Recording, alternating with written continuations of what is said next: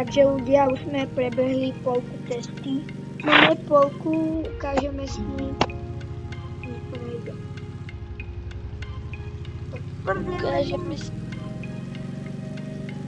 Ukážeme si mapu. My chceme ísť do týchto vulkána a potom s nej pôjdeme do tejto viličky. Takto. Dobre. Takže teraz vchádzame do vulkánu.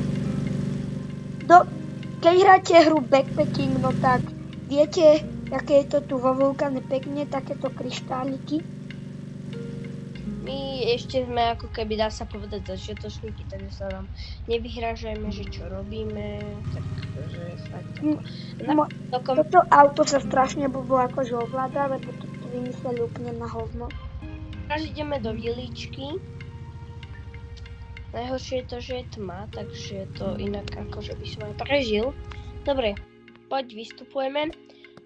A o nejakú 1 minútku sa vidíme.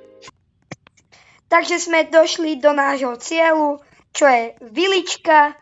Mám iný skin, nečudujte sa. Takže toto bude taký krátky asi dielik a čau.